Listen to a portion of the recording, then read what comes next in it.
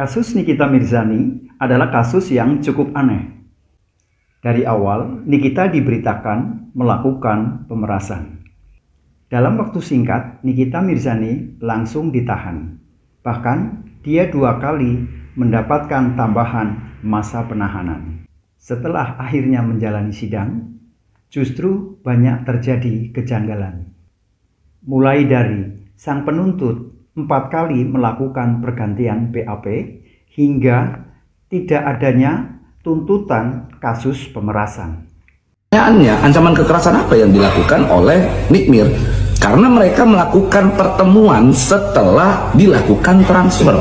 Oke, ingat ya, sebelum mereka pertemuan dilakukan transfer terlebih dahulu. Artinya kalau pada saat transfer tersebut Reza Gladys merasa bahwa dirinya terancam dengan adanya suatu perbuatan kekerasan, maka harusnya pertemuan tidak dilakukan. Untuk apalagi diserahkan uang 2 miliar selanjutnya sehingga melengkapi menjadi 4 miliar begitu. Lalu kalau kita rentet peristiwanya, bahwa sejak awal Reza Gladys lah yang katanya menghubungi Nikmir terlebih dahulu untuk mengajak bersilaturahmi dengan Nikmir, kan begitu. Ada kejanggalan Bang, seperti apa Bang? Kejanggalan menurut Niki, semua yang diuraikan itu adalah sebuah perbuatan orang lain, tapi kenapa ada di dalam dakwaan dia? Anda bisa mendengarkan tadi, ada beberapa peristiwa dan kejadian itu dilakukan orang lain, tapi ada di dalam dakwaan Niki, seolah-olah Niki yang melakukan, atau bagian dari persoalan tersebut. Itulah yang menjadi masalah, dan nanti pada persidangan minggu depan kita mengajukan eksepsi. Anda tunggu aja hari Selasa, insya Allah jam 10 saya akan mengajukan eksepsi secara terperinci satu persatu.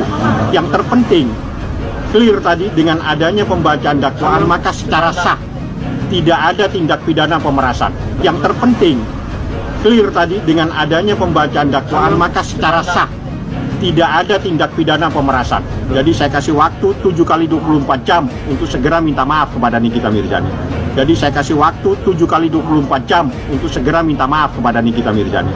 Karena selama ini menyatakan Nikita telah melakukan pemerasan, seperti itu. Ya. Kalau pihak Anda tidak mau, gimana? Itu urusan nanti, urusan hukum yang akan bekerja. Ya, karena kalau kita minta supaya minta maaf itu kan urusan moral. Tapi kalau tidak mau, urusan hukum yang akan berjalan, seperti itu. Ya. Saya mau ngomong, semua orang boleh ngomong. Hasto aja, Bapak Hasto aja dibolehkan ngomong sama wartawan. Kalian kalau nggak ada apa-apa nggak usah takut, santai. Kalian kalau nggak ada apa-apa nggak usah takut, santai. Mimi gimana Mi?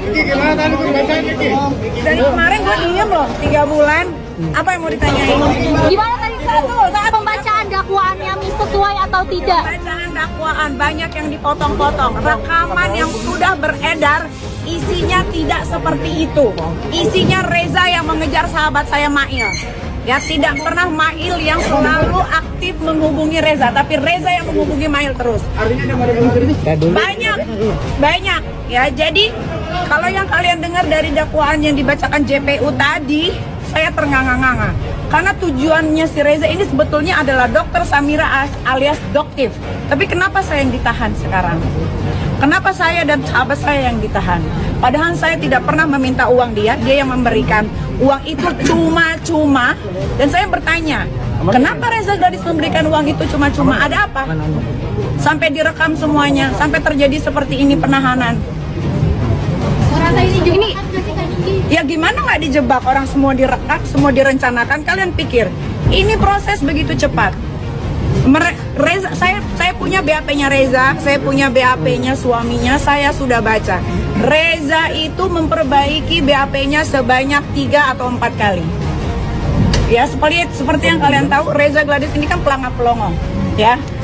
BAP yang pertama itu dirinya dia yang pelangap-pelongo. BAP yang kedua, BAP yang ketiga itu sudah terstruktur, terkondisikan dengan baik.